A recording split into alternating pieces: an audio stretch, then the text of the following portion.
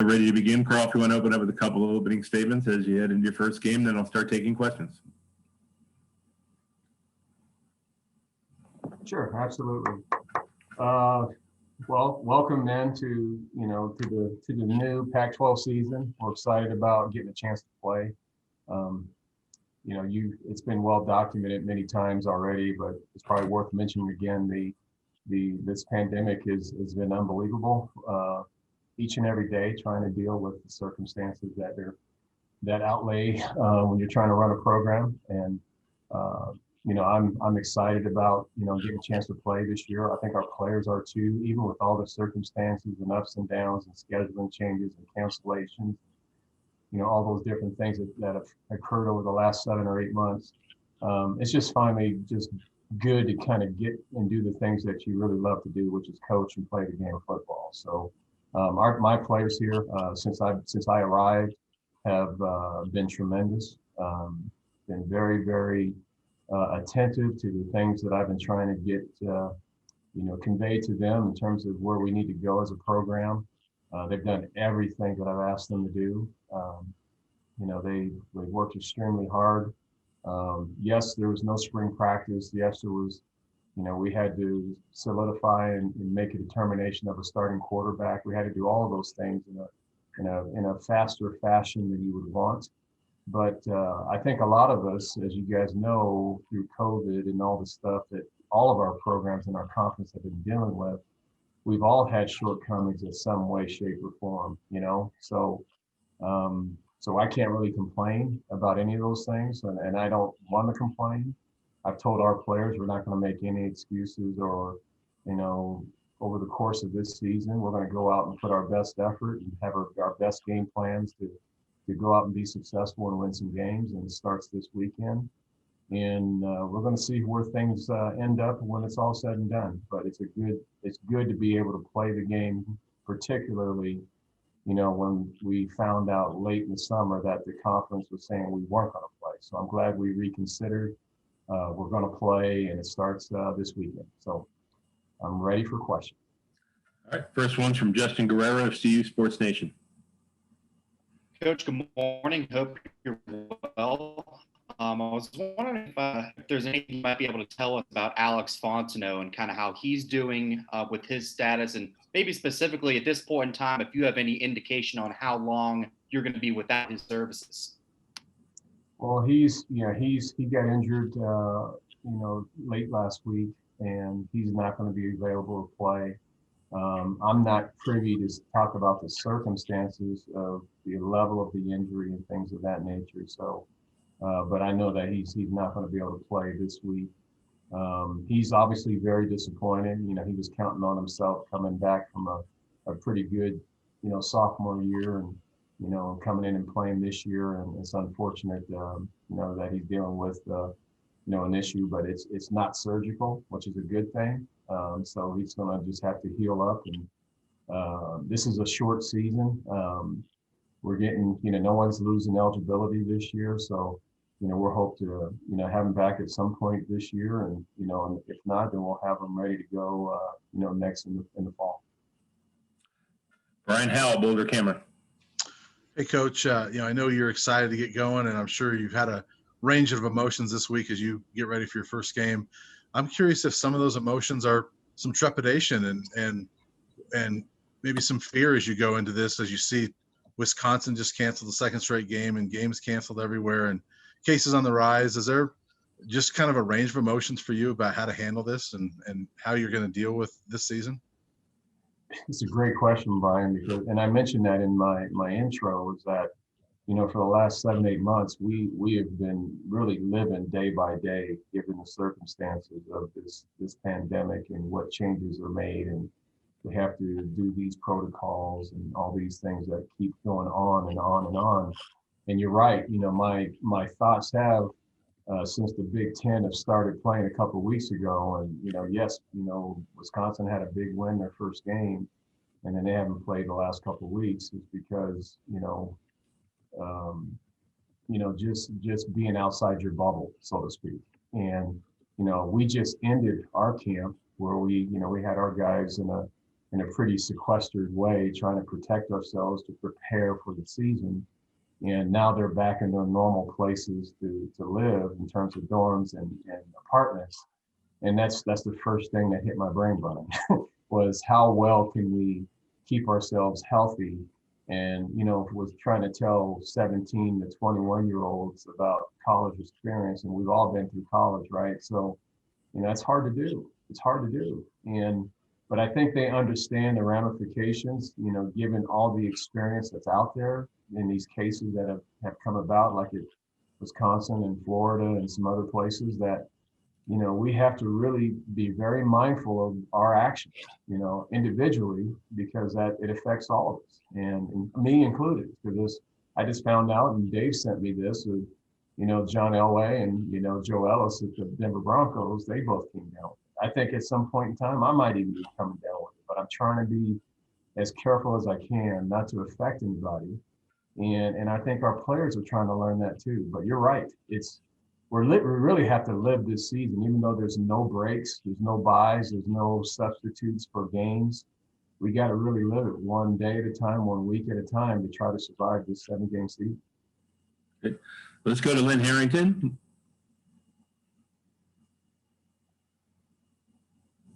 Lynn, you're on mute. Can you hear me now? Yes. All right. Coach, it's been 13 years since you've been in the Pac-12 coaching. From a distance, what familiarity have you seen from the league, and what has changed over the years that you've seen? Well, my last year in 2007, that was still the Pac-10 at the time. So there was no Pac-12. So there's quite a few changes, in those 13 years. And, I've been through a few stops myself, but I see that the conference has made a huge progression to being an elite conference and being part of the Power 5 conference system.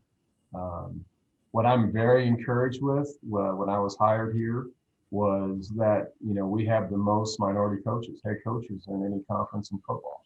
So that was really impressive to me, coming back and seeing how progressive that was. And to me, I'm extremely excited about all of our coaches. I think there's great coaches in this conference. And I think there's really some really positive things that we can do that can make us different than most other conferences. So, we've had great discussions about that. Merton Hanks, who's now our assistant commissioner, being on board now. He's been involved in some other areas and other conferences as well, and he has some great ideas. So I think there's a huge progression in what it was, back when I was here as a member in 2007. So, and it's for the better, for sure. Thanks, Coach. Sean Keeler, Denver Post. Thank you, Dave. Thanks, Carl, for the time. Apologies if you've told this anecdote a billion times already, but just to recap, what was your motivation and thought process in asking Sam Neuer to come back in the spring, or reaching out to him? And what was his initial response, given his initial experiences before you got here?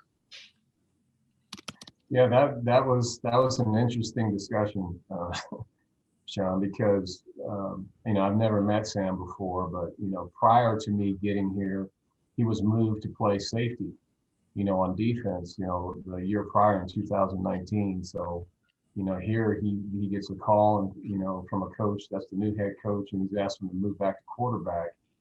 I would say it was probably a surprise to him, but from my experiences and a couple of coaches that are on our staff, Darren Chiaverini being, the one the most, he thought that Sam was a very, very capable quarterback before the move. And given how, we lost, one of our kids that was in our depth at quarterback, Stenstrom, and I didn't get a chance to talk with him at all about staying. He was really adamant about leaving. We're just so short, at the position in terms of our scholarships. So Sam coming back was a huge, huge positive for us.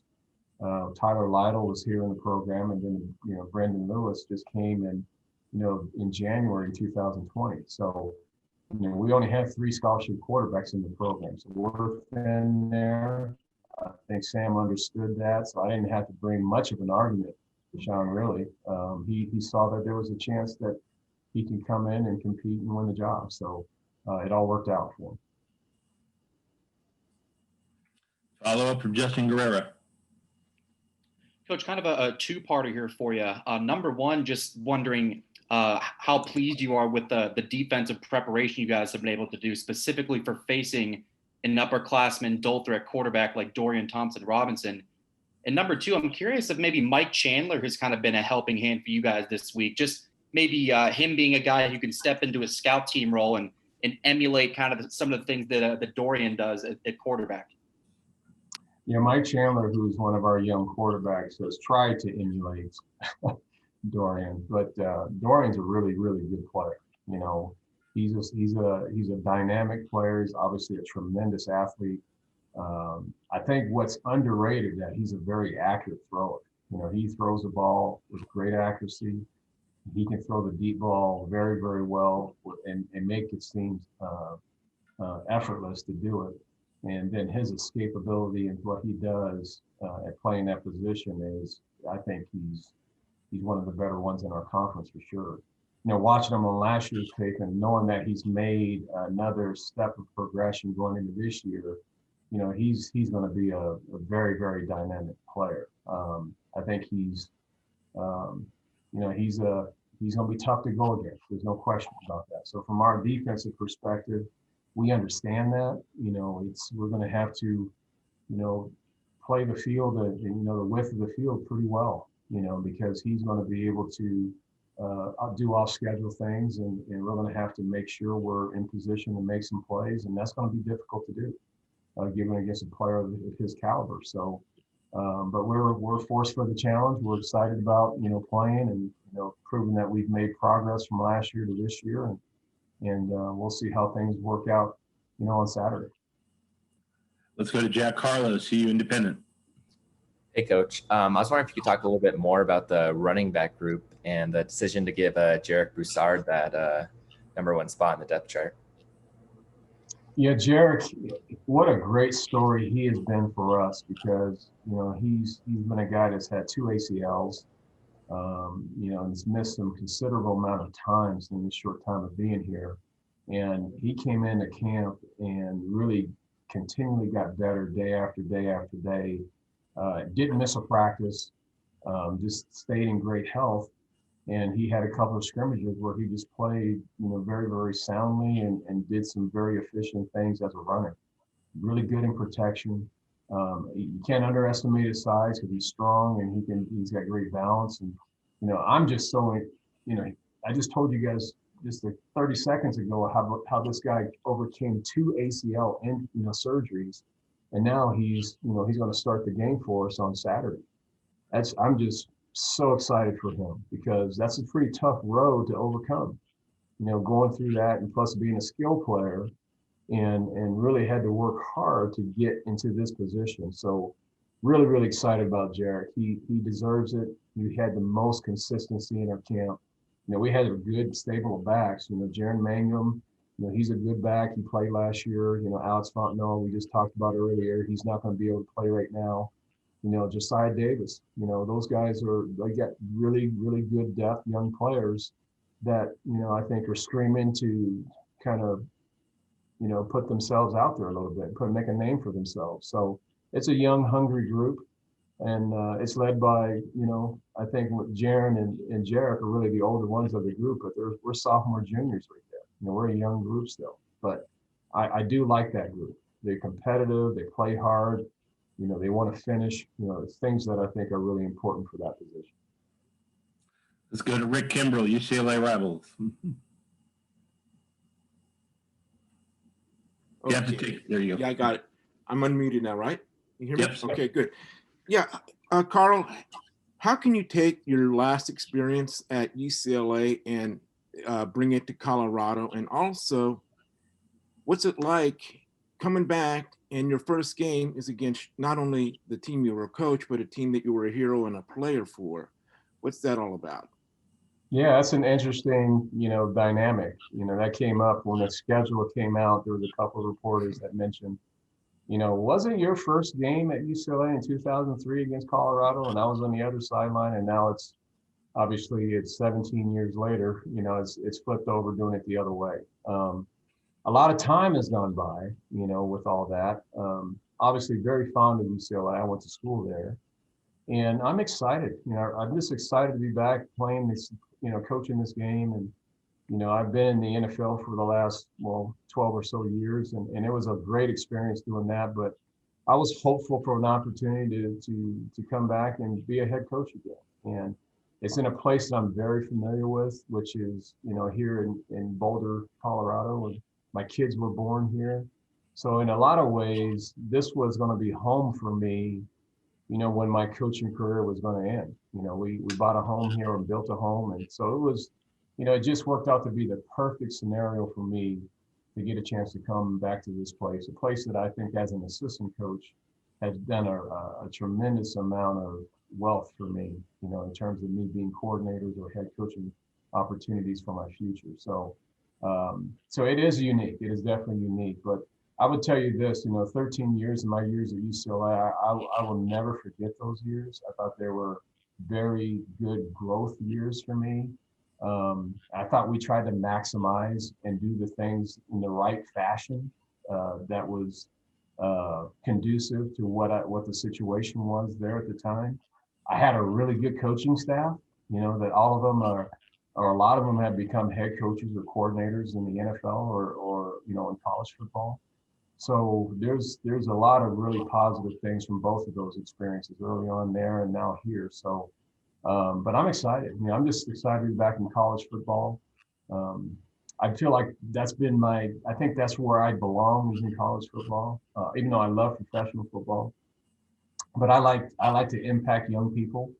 I like to teach them how to do things the right way and create some integrity and a reputation and perception about yourself. So I think those are things that are really important to me in developing young men. And I get to do it through football. I get to do it through something I absolutely love. So yes, we're excited to be back. Congratulations, Carl, and good luck to you, man. Thank you. Brian Howell with follow. Hey, Coach, you've mentioned kind of the mental health aspect of this whole thing with your players and coaches, and I chatted with some of your mental health experts in the department a month or two ago, and I know how big of a deal this is for a lot of people around there. So I'm curious if you've seen your players and coaches be invigorated by just being in practice over the last few weeks, and if there's been kind of some excitement about the fact that they actually get to play this week and that this has been good for their mental health. Brian, it's not only been good for them, it's been great for me. There was a point in time when we made the decision as a conference not to play. It'd have been like 33 years of football that I'm not playing in the fall. I mean, that was just a realization for myself that didn't feel right. It didn't situate right. It's this time of year. You're usually supposed to be doing something, and you weren't doing it. So I think it was mentally very good for both the players and the coaches to be able to come back and play. And I think there's a level of appreciation that's different now because it was taken away, at an earlier stage and then brought back. And I think you can talk to a lot of coaches and players. Now there's so much more appreciation of what we do, why we do it, how it is a fabric of our communities and our society. Football is a big deal. Can you imagine not having football in the United States? It's like it's un-American, right? It's not going to happen. I mean, it's something that's very, very incredible. This sport is a fabric of our country. It's a fabric of our society. So we're all excited. Believe me, Brian, it wasn't just for them from a mental health standpoint. It was for coaches as well. Lynn Harrington with a follow.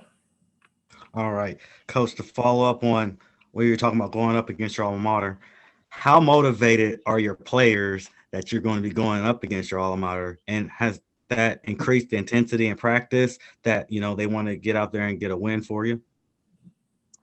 I don't want them to get a win for me. I've hardly mentioned anything about me and my experiences at UCLA. It's really more about our preparation of this first game. Obviously, They know the circumstances that are involved in it, but to me, the approach is business as usual. We need to come out and play with a great effort against a really, really good quarterback and play well to see if we can come out and win this first one. And, it all starts with the first one is really all I've been preaching with this team. We want to go out there and play well and make this a very progressive season that we get better week after week after week. And it starts with this first one. So I know a lot of people don't have high expectations for us, which is okay. That's okay for people to feel that way. But I know within this locker room and within this building, these guys are very competitive. I think they're eager to show themselves that they can compete and play well, in this conference. And regardless of who we're playing. So I'm excited for them. I really am. I'm excited for them because when I had my first press conference here, when I was hired on February 23rd, they're hungry to win. They don't want to be mediocre anymore. They want to be successful. They want to be considered to be one of the better programs in this conference. And that was something that was coming out of their mouths prior to me saying anything. So there's plenty of motivation, Len. Plenty of motivation that these guys are eager to play and to go out there and compete. Thanks, Coach. Yeah. Let's go to Henry Chisholm from DNVR. Hey, Coach, you have a true freshman starting on your depth chart in cornerback Christian Gonzalez. How did he win that starting job? Consistency, playing well and making plays. He's one of those, I think, rare kids that really came in and digest our system and really was able to perform and do the things that attributed for him to have that kind of success. It's not, you can imagine there's not a lot of true freshmen that can do that. And he's been one of those true freshmen that have been able to do that. He's a very talented kid. I think he's going to be a good player. He's got great size and speed. He knows he has the right mindset in terms of at least the core of what he needs for his development. And he's going to continue to get better as he gets older. So, but I would tell you right now, Henry, he just kind of came in and, he was able to digest the information that I think a lot of freshmen have struggles with. He was able to do it, in an earlier stage. And we've got time for one more, so let's go to Eric Christensen from CBS4 in Denver. Hey, Coach. So Sam Neuer hadn't started a game since high school back in 2015. I'm just curious, since he got the news that he was going to be the starter, what have you seen from Sam that gives you confidence that he's going to be able to handle the responsibility and play well? And what are the strengths that you think Sam brings to the table? I think his biggest strength, Eric, is his age, his level of maturity. I think that really has allowed for him to really hone in and focus in such a short period of time of really digesting our system. Like you said, he hasn't had much college experience playing, but he's played in high school. But I think what helped him is that he's a graduate already, and he's come back and he has some familiarity with some of the terminology that was here when he was at the position in 2018. And I think his confidence came because of his age. I really do. He felt, I think Tyler, and not to discredit Tyler, I think he and Tyler had a great camp and they were neck and neck. And, and we want to give Tyler some time too, because it was that close. But Sam, he came in and he at this point in time has the best feel for our operation offensively, and I think that's, the reason why he's won the job. He's very capable. We think he can continue to get better in time, because both of these quarterbacks, even though as old as Sam is and Tyler, they have very few snaps, very few competitive snaps playing in games. So even though Sam's an older player, he's still a young player in my mind because he hasn't played a lot. That's why I lied. We have one more from Brett Schrottenborg from USA Today. Hey, Coach, when you were at UCLA, your team went to 5 bowl games in 5 seasons. I wondered, are you surprised that it took this long for you to get a second chance as being a head coach? No, I know that, and Brent, that's a great question. And I think in the back of my mind, I've always felt that I would get another shot, but I just need to continue to coach and gain more experience and continue to learn and be around good coaches, that can help me develop. And those are, I went to Miami right after UCLA, and then Houston Texans, and a year at Vanderbilt and 4 years with the Jets, and back to Miami. So I had quite a few stops, since then, but I've learned a lot, from a lot of people that I think are really good football people.